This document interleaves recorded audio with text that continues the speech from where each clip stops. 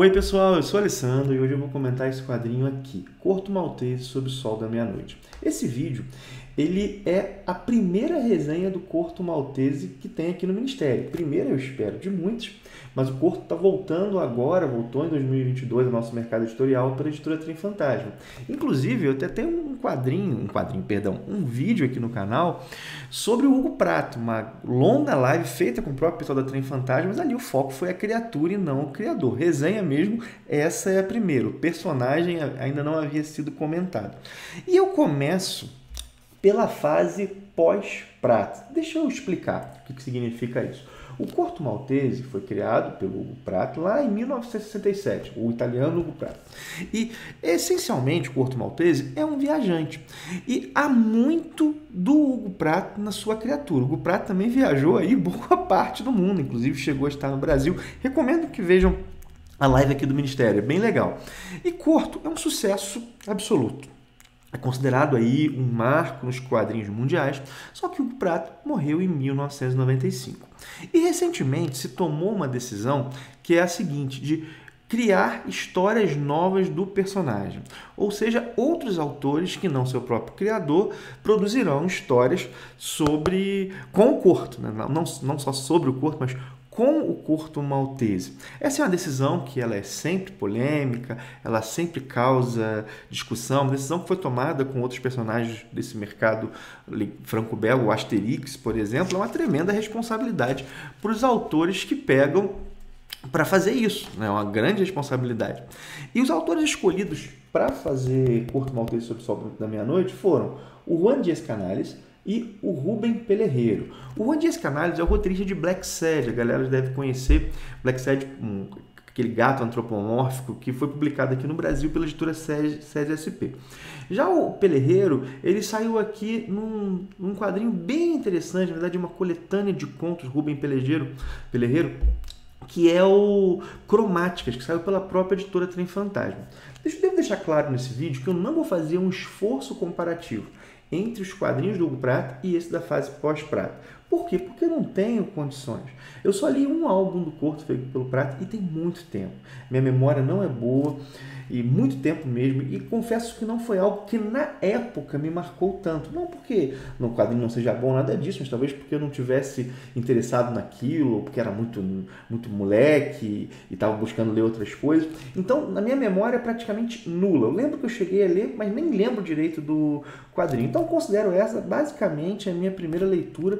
Vai ser um olhar sobre isso aqui. Pretendo ler agora que o Corto está voltando ao Brasil, pretendo ir lendo conforme a editora Trem Fantasma for lançando. Ela começou pela fase pós-Prato porque essa é inédita no Brasil, mas o projeto é publicar tudo, né? Publicar na íntegra Corto Maltese. Enfim, pretendo ler lendo conforme for saindo. Deixa eu mostrar um pouco os desenhos do Rubem Pelerreiro enquanto eu falo sobre o quadrinho para vocês. Vamos lá, né? O que nós temos nesse gibi? Qual é o enredo? Nós temos uma jornada ao norte da América do Norte. O Corto, ele recebe uma missão de um amigo e vai passar ali pelo Canadá, pelo Alasca. Corto Maltese segue uma proposta que é típica dos quadrinhos de aventura. Ele vai conhecer o mundo.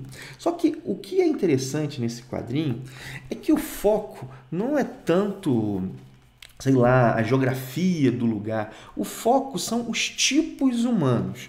É como se os autores quisessem falar sobre as peculiaridades da natureza humana. A ideia é mais ou menos essa. Ao menos, assim, para mim, eu devo dizer que as partes funcionaram melhor do que o todo. Deixa eu explicar isso. Não é que a aventura, o andamento da história seja ruim, mas é como se a aventura maior, ela só exista para dar coerência aos episódios isolados. E são esses episódios isolados que interessam. E é neles que está o melhor desse álbum. Eu vou dizer o seguinte, nesses episódios isolados a minha sensação era a seguinte: caramba, podia ter mais isso. Isso aconteceu em vários desses episódios. Eu li uma situação, um encontro que o Corto tinha e eu pensava, cara, podia ter mais isso. Isso podia ser mais desenvolvido. A sensação é que cada episódio, ou a maior parte deles, podia ser um álbum inteiro. A sensação que eu tive, pelo menos, foi essa. Por exemplo, há uma situação lá de uma insurreição de prostitutas para proteger uma moça. Há também um nativo americano que ele é fanático pelo Robespierre. E é a partir dessa relação dele com Robespierre, ele tenta fazer uma revolução na América do Norte. Enfim, é bem interessante, bem interessante. O Canales e o Pelerreiro, eles não têm medo de desnudar preconceitos. Isso aparece em vários, de forma a pinceladas, vamos colocar assim, mas intensa. Preconceitos que existiam no passado e que, infelizmente, se repetem hoje ainda na sociedade. Mas eles têm essa proposta, em vários momentos isso acontece. Algo que eu julguei interessante também aqui foi a situação dos povos tradicionais na relação com a modernidade.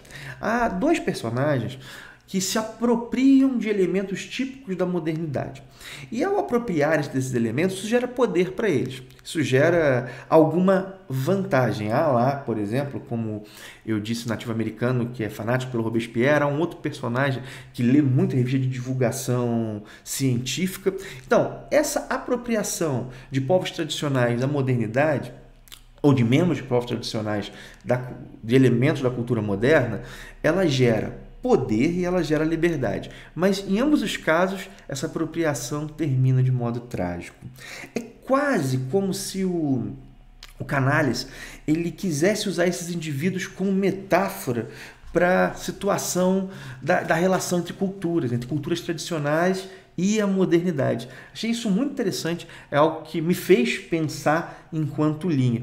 Inclusive, vale dizer que esse é um quadrinho para ser lido devagar.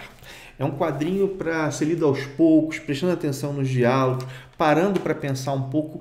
É um quadrinho para se ler conversando. Eu acredito que toda leitura deva ser assim, pelo menos para se ler conversando, mas algumas pedem que você faça isso mais devagar, em tom mais meditativo. Ao meu ver, o Corto Maltese Sob o Sol da Meia-Noite é uma delas. Como eu disse, os diálogos são muito bons, eles são como diálogo de teatro.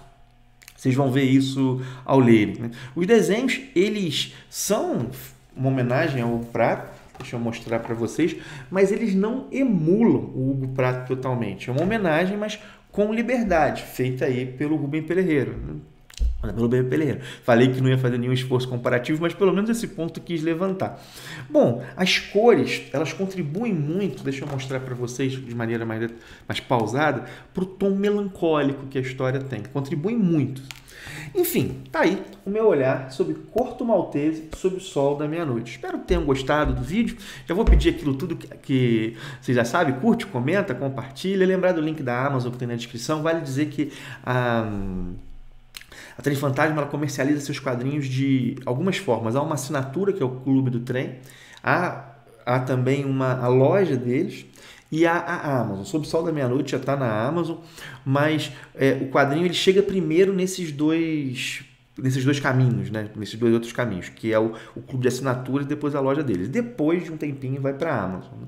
Inclusive já saiu o segundo.